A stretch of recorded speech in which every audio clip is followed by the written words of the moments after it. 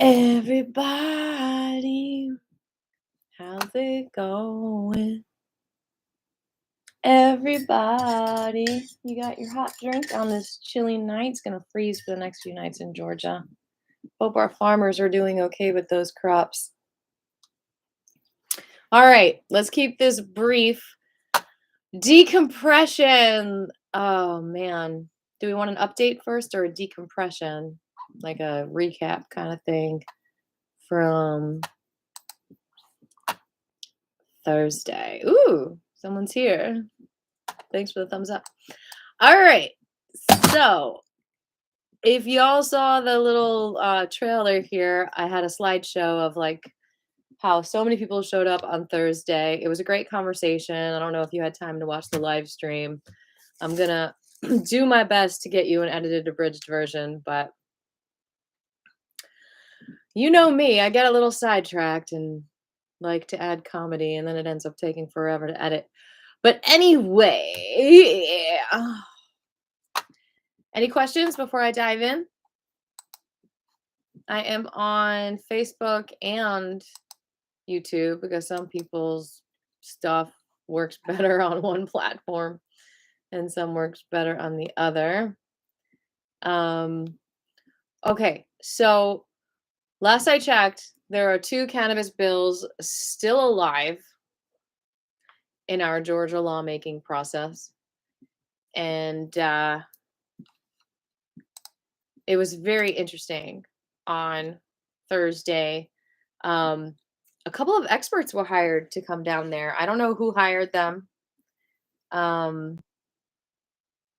But lots of information about terpenes, esters, cannabinoids, 0.3% THC limit, and the general gist. And anyone who's there, put in your 2 cents too, because you know how perspectives are. There's an elephant in the room and someone's looking at the trunk and they say, oh, the elephant looks like a trunk, and someone's looking at the foot and they're like, oh, the elephant looks like the foot.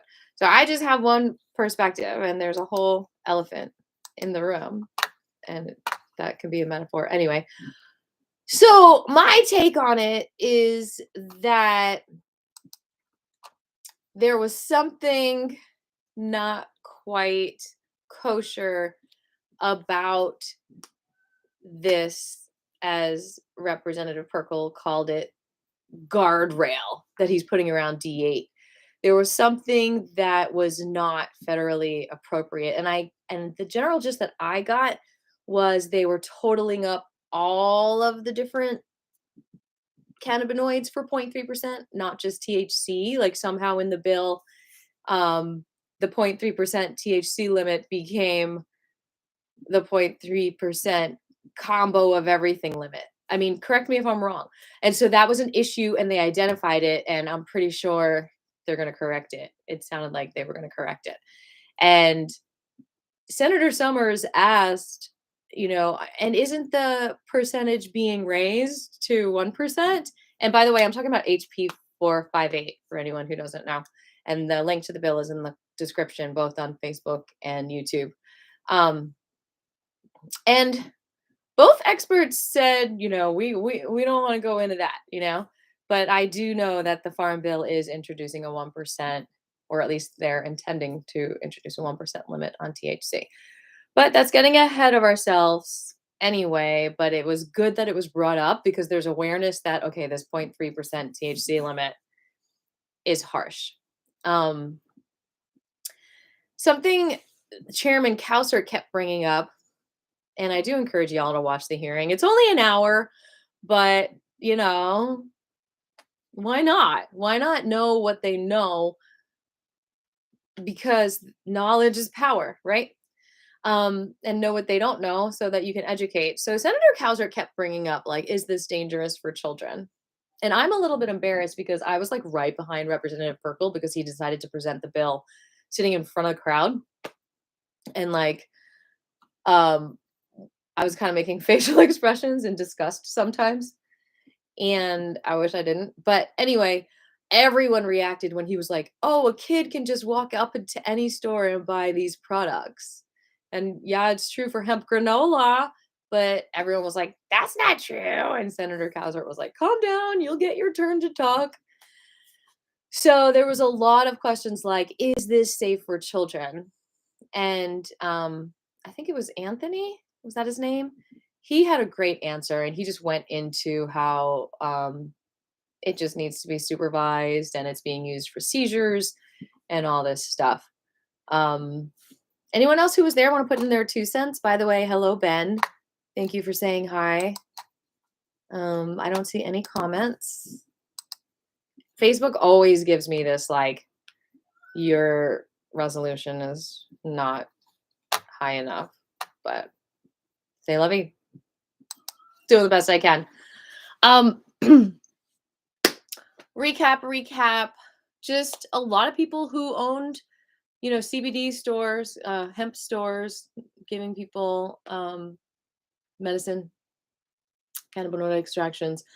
I attempted to educate them between hemp food and cannabinoid extractions, and I don't know if they heard me or not.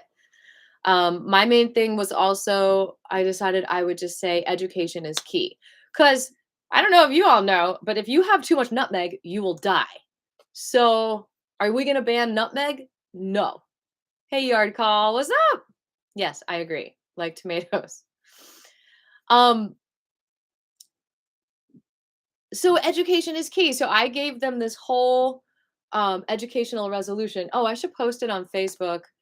I'm gonna post it on an upcoming video. I should just put like a website PDF link. Can I do that so you guys can read it right now? I could just put some of it in the comments, I guess. But anyway, exactly, you can die from too much water. So education is key. It's like you got to teach people don't do this or be careful like and we just got to be there for each other. It's about education. And so I taught them a lot of things. I was like, let's just do HR 420, as a joke. Whereas, because that's what a lot of these resolutions, that's their language. Whereas we were once required to grow cannabis for rope, whereas blah blah blah. And I will say, Senator Senator Robertson, Randy Robertson, who I featured a little bit in the end the cannabis prohibition videos. He was like, "We're never gonna need hemp for rope." It's like, why did he say that? Just right outside of the meeting afterwards, he's trying to tell me that we'll never compete with China for all the hemp products. It's like, is it about competition? Or can we just have it? Like, why does there have to be competition? It can be local, it could be mom and pop. And it was just really rewarding for so many people to be there. I had several conversations with Senator Summers trying to explain to him that farmers and processors were going to other states. Like, we're not going to deal with this high processing fee. So it was amazing for farmers to actually testify that they're doing that. They were like, "Well, how are you processing it? There's only one processor in Georgia, the glorified second century egg." And they're like, "Yeah, we're processing in North Carolina. It's totally legal. And there's no fee or whatever. There's like a small fee." So hopefully it'll wake them up a little bit. Hopefully Governor Kemp is watching some of this. If anyone wants to send them information, go for it. They're our public servants. They're not better than us. We're not better than them. They've been elected to serve the people and the corporations because I think, the corporations are there to keep us happy too. I mean, we got to keep our lights on, right? So everything is a balance. Like the reason why they serve the corporations is because the corporations have to serve the people. So it's not all evil and corrupt, but there is a lot of corruption, I think. I think it does need to be addressed. I can't be back there. Tuesday is another hearing because it was so great that Chairman Cowsert said, "I'm going to do another hearing on Tuesday so all of you can be heard." Because there was a sign up list and it wasn't even like hey kitty cat. Hey kitty cat, come say hi. Come say hi. It wasn't even like 20 million people signed up. It was like, I think 15 maybe signed up to speak on the bill. And we probably got to about 10 on Thursday. But he's like, "Don't worry, you'll get your turn on Tuesday." And I'm so glad he let me talk early because I have a gig in Alabama on Tuesday, so I can't be there. But I do hope somebody brings up not only the high processing fee, but the bond.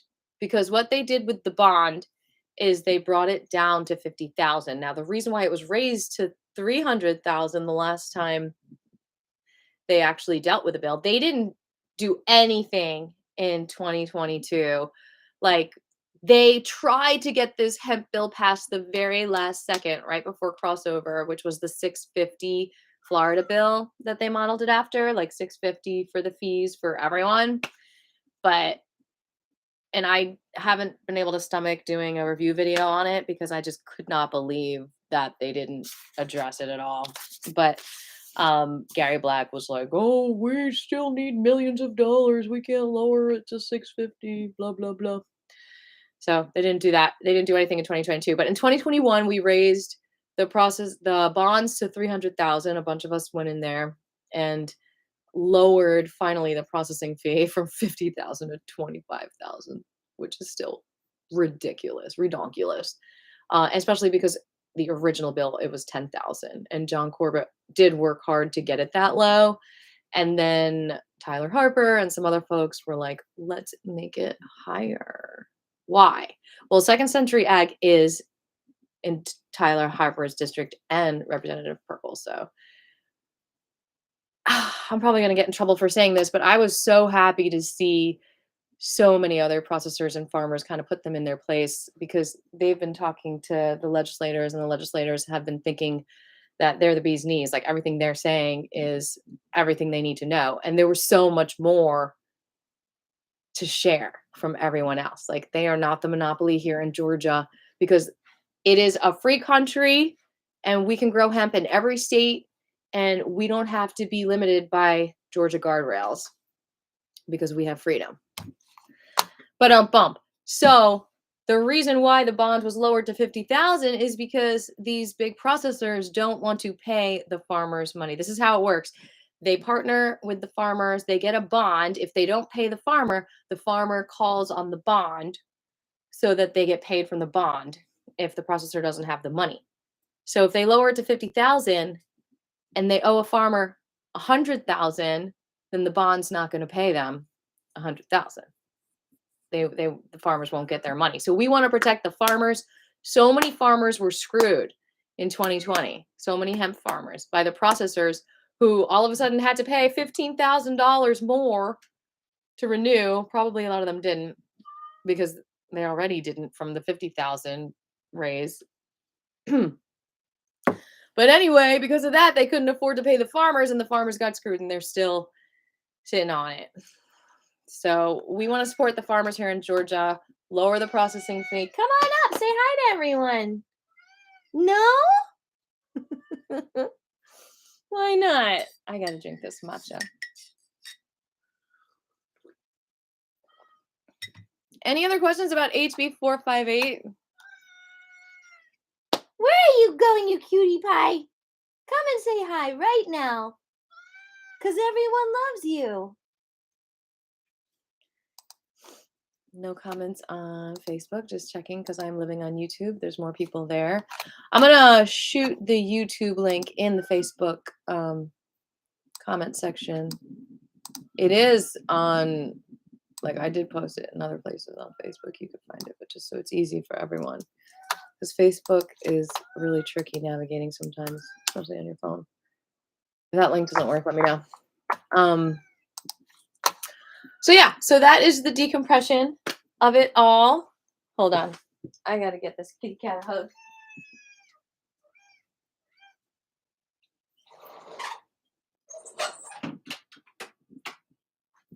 All right. I want us all to get along, though. I'm not trying to just talk bad about them, but, you know, they are responsible for raising the fee to 50,000. I mean, it's been talked about in open rooms where other people heard it. But maybe they heard it wrong. You know, it is hearsay. Thank you. Thanks, Ben. So let's take a look. Anyone want me to share links with the full live stream? It's in the description, but if you need any links right now because you want to like reference something, let me know.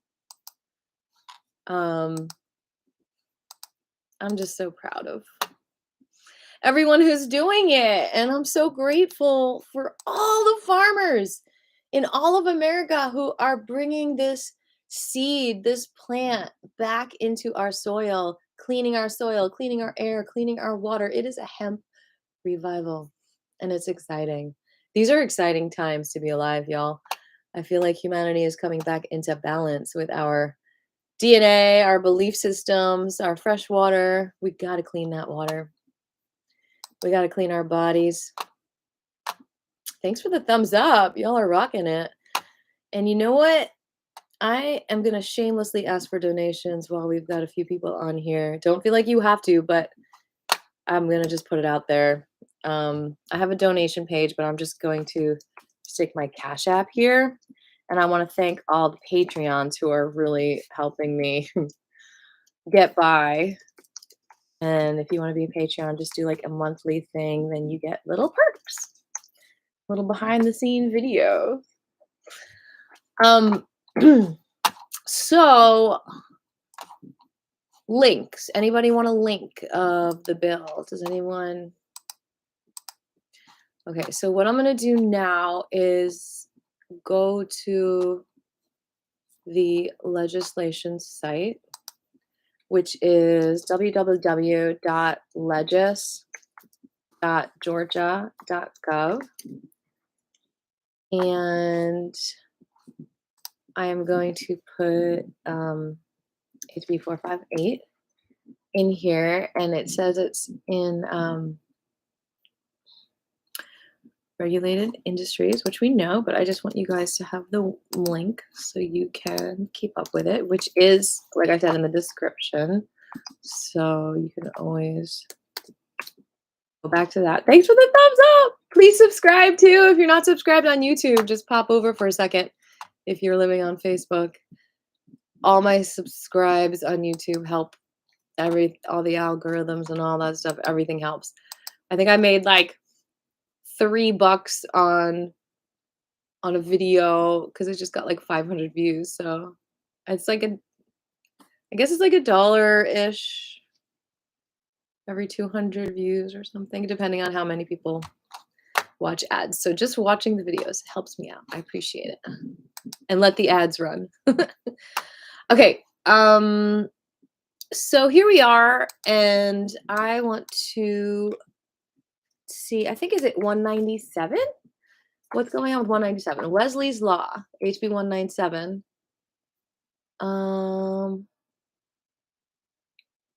Has it not been assigned to a Senate committee? Weird.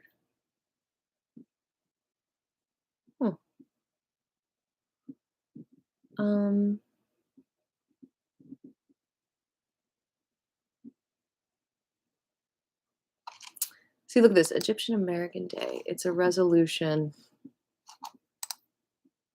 Whereas the Egyptian American community has exhibited resilience and sacrifice in establishing the state of Georgia as a place to live. Like something like that has to do with cannabis, you know, really sticking up for cannabis. It's a similar situation, I think. I'm going to put that in the link. If you guys want to come up with your own resolution for recognizing cannabis, having Cannabis Education Day. That's what I was telling them. So I guess we don't know what's going on with HB 197. Does anyone know what's going on? Put it in the comments, please.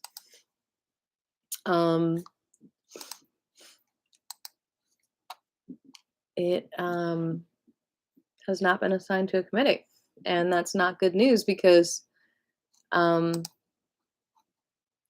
is there, like 7 more days of session, and that's it for Georgia? No more rulemaking? But, you know, they can call a special rule-making week. They've done that before, so maybe we could demand it for cannabis.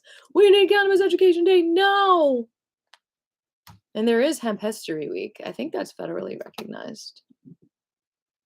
We just have to recognize it in our state. So basically, House Bill 197 is all about, wait a minute. We don't want House Bill 1. That's not the one we want. I'm confused. No, that's not the one. I think there's another one that did get assigned to a committee. Okay, it's HB 196, not 197. Silly me. Okay, that's in regulated industries as well. So, are they hearing that on Tuesday also? That would be good, right? I have the link to the schedule in the email I just sent. Hey, why is it not in the inbox? Did it go to spam? Uh-oh. Did I not send it? Oh, it went in the spam! You guys, I sent an email about tonight and it's in my spam, which means it's probably in everyone's spam. That sucks. So anyway, I'm going to use my own links in this email to find the schedule right here. And you go there and go to the regulated industry. Oh, the agenda is not posted. So if you go to this link, you'll see the agenda all the way to the right, and you can see what bills are being read. So it's not officially been announced that they're hearing HB 458, but I would not be surprised if they heard both HB 458 and HB 196 because it needs to be read and it's in the same committee. So that's the medical cannabis. So that'll be an interesting conversation. I have a feeling, though, they might wait and separate it and do that on Thursday so it's not too intense. But you never know. Might be a packed room of cannabis activists once again going down there. So HB 196.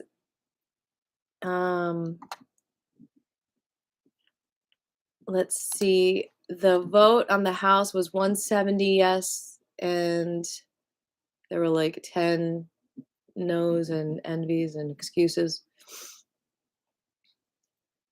And it's Alan Powell's bill. He's in the 33rd district. Oh, David Clark. What? I thought David Clark wasn't there anymore. Okay, cool. So he's still now. David Clark, fun fact, he actually tried to do a marijuana legalization bill a couple of years ago. I talk about that in all my videos. You got to catch up and watch every single one of my 100 hemp news videos on my playlist, and you will catch up with all of this. But that's cool to see him there as a sponsor.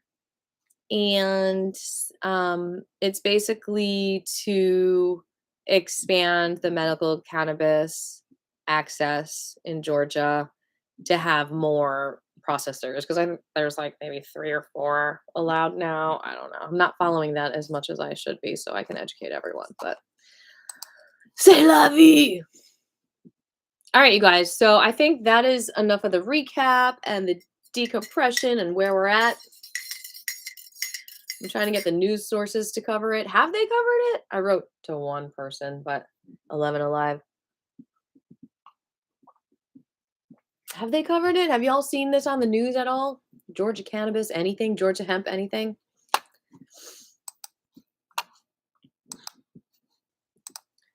All right. We have no more views on Facebook, so I am going to say bye to Facebook. I'm going to stay on YouTube and do a live reading there on something cannabis education-wise. So thank you again, everyone who came out on Thursday. Have a beautiful day. Stay lifted and stay connected. Send me your email if you want to be on the email list.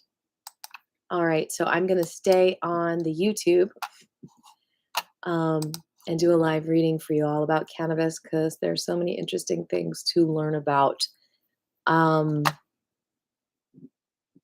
been Googling all kinds of interesting things, and I just want to choose one. Is there any kind of topic that anyone feels like they want to learn more about when it comes to hemp or cannabis?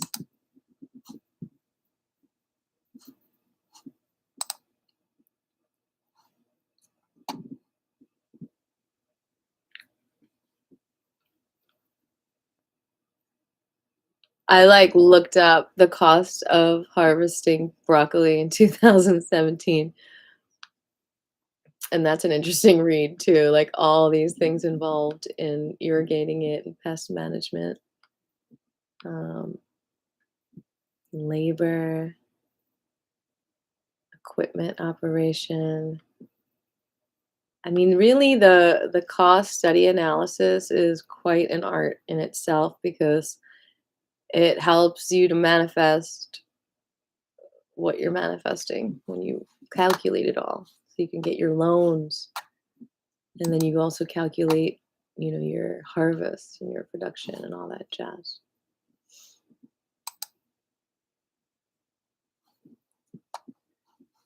All right, how about we read, it's a 2-pager about how cannabinoids are in breast milk. It's what I referenced at the hearing. I talked about that. Y'all want to hear about that?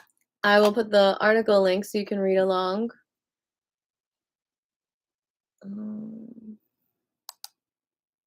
Where did it go? Broccoli.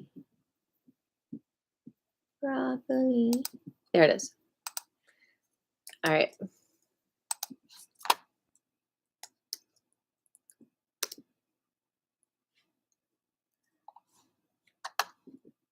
I guess I can edit out this and have it as a live reading in itself. Why not? Educate the world, right? Cannabinoids, like those found in marijuana, occur naturally in human breast milk. Written by Jonathan Benson, a staff writer for naturalnews.com. Woven into the fabric of the human body is an intricate system of proteins known as cannabinoid receptors that are specifically designed to process cannabinoids such as tetrahydrocannabinol, THC, one of the primary active components of marijuana. I'm going to say cannabis. I do not like the word marijuana. And it turns out, based on the findings of several major scientific studies, that human breast milk naturally contains many of the same cannabinoids found in cannabis, which are actually extremely vital for proper human development. Cell membranes in the body are naturally equipped with these cannabinoid receptors, which, when activated by cannabinoids and various other nutritive substances, protect cells against viruses, harmful bacteria, cancer, and other malignancies. And human breast milk is an abundant source of endocannabinoids, a specific type of neuromodulatory lipid that basically teaches a newborn child how to eat by stimulating the suckling process. If it were not for these cannabinoids in breast milk, newborn children would not know how to eat, nor would they necessarily have the desire to eat, which could result in severe malnourishment and even death. Believe it or not, the process is similar to how adult individuals who smoke pot get the munchies, as newborn children who are breastfed naturally receive doses of cannabinoids that trigger hunger and promote growth and development. Endocannabinoids have been detected in maternal milk, and activation of CB1, cannabinoid receptor type 1, receptors appears to be critical for milk sucking, apparently activating oral motor musculature, says the abstract of a 2004 study on the endocannabinoid receptor system that was published in the European Journal of Pharmacology. The medical implications of these novel developments are far reaching and suggest a promising future for cannabinoids in pediatric medicine for conditions including non-organic failure to thrive and cystic fibrosis. So failure to thrive, I thought, was the issue from babies not getting touched, right? Not having that human connection.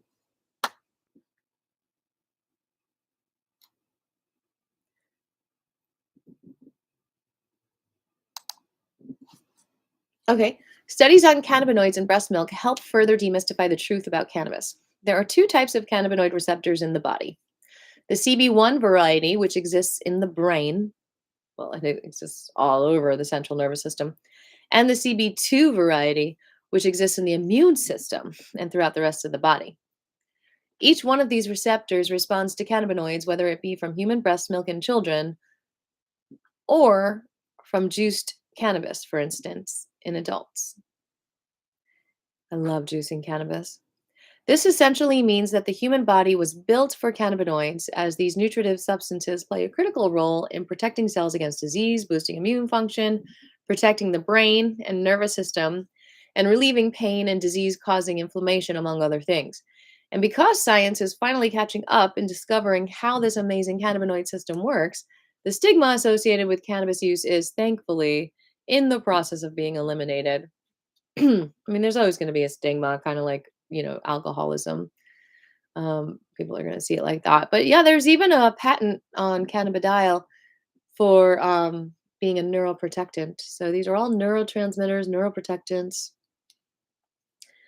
The way I understand it, cannabidiol, CBD, is a neuroprotectant because it stops anandamide, one of our endocannabinoids in breast milk and other places, from destroying itself and not replicating when it would.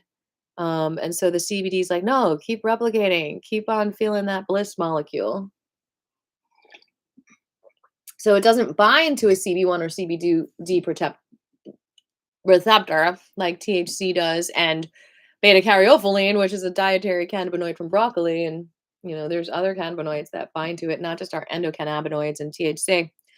But CBD doesn't. It does, however, block the pathway of our own endocannabinoids not destroying themselves, so we produce more of those, and that's why we feel better, or we have more immune strength. Or some people say that it's, I guess, having that anandamide actually helps to rebuild like your enamel in your teeth and bone density. I don't know if that's true, but okay. Going on, in another study on the endocannabinoids published in the journal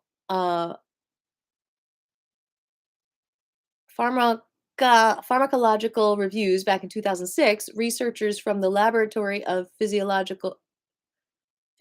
Studies at the National Institute on Alcohol Abuse and Alcoholism uncovered even more about the benefits of cannabinoids. These include their ability to promote proper energy metabolism and appetite regulation, treat metabolic disorders, treat multiple sclerosis, and prevent neurodegeneration, among many other conditions. Nice. With literally thousands of published studies now showing their safety and usefulness, cannabinoids, and particularly cannabis, from which it's largely derived, but it's also derived from orange peels, blah, blah, blah, and nutmeg, truly are a health-promoting super nutrient with virtually unlimited potential in health promotion and disease prevention. Be sure to check out how juicing raw cannabis leaves, which contain a diverse array of health-promoting cannabinoids, is an excellent non-psychoactive way to prevent and treat a host of diseases, including cancer. End of article. And this article has so many links to references that you can check out. And I will say it says non-psychoactive, but I juiced cannabis in Michigan when I was up there gigging. It got me pretty high, y'all. I mean, I guess it wasn't like quite a psychedelic high, but it was like, I wouldn't drive. It was like so much stimulation, like so much activity in my serotonin or something. It was like not normal. So don't juice cannabis if you think it's going to be like carrot juice. There will be a decarboxylative effect eventually in your stomach. It might take a few hours, but maybe it was just me. And the juice, I did it every day while I was in Michigan. I was there for a few days, and I did mix it with, celery and other fresh vegetables, but it felt really good. Like there was a definite mood enhancement. It wasn't just nutrition. You're very welcome, Nirvana Nate. I'm going to sign off here. 8:36, unless there's any questions. I am working on a lot of videos to educate, and entertain these guys 'Cause, if they know they're in it, they might wanna watch it. They might have more motivation to be like, "Okay, what's she talking about? Why is she using my face? Do I wanna be mad at her? Will she make me laugh?" Um, if you are a company watching this and you wanna sponsor one of my videos, I would be like, "Thank you, thank you, thank you, thank you, please." I spend so much time doing it, and it would really help pay my bills if I had a sponsor or even just a couple dollars donated from anyone. So think about it. If you can, that's great. If not, that's great. And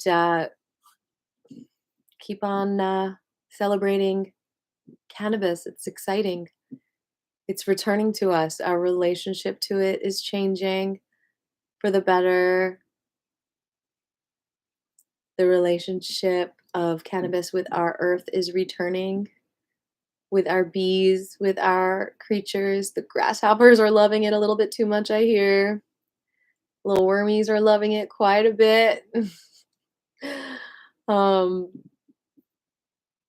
the air is being filtered, the water is being cleansed. So, yay, cannabis. You are here to stay now. I don't see any questions, so I'm going to say, mwah. Have a beautiful, beautiful moment wherever you are. And all of life. I love life as you love life. I honor your deepest creation in this life, and I encourage you to love yourself and be yourself for the highest good. Because don't you want a car that runs on cannabis? Don't you want a car that runs on cannabis? Don't you want a car that runs on cannabis? Don't you want a car that runs on cannabis? You got a nice life. You got a nice wife. You're working hard for your money. You got to slave to survive, but the gas prices never cease to rise. Don't you want a car that runs on cannabis? Don't you want a car that runs on cannabis? Don't you want a car that runs on cannabis? Cannabis. Don't you want a car that runs on my banana peels? Yeah, the biobutylene in Bruce Dietzon's cannabis car was made from banana peels in China. All right, there's my song link. Y'all go listen to that. Put it on your playlist, please. Cannabis car for the win. Um, so you can make biodiesel out of the cannabis. You can make ethanol, which is what Henry Ford and George Washington Carver were doing. And you can make biobutanol. Biobutanol is actually interchangeable with gasoline. You can run it through the same pipeline. They're doing it in China with banana peels mostly. That's what he told me. Back to the future! Plutonium! Bye, y'all. Thanks for being here. Thanks for spending time with me.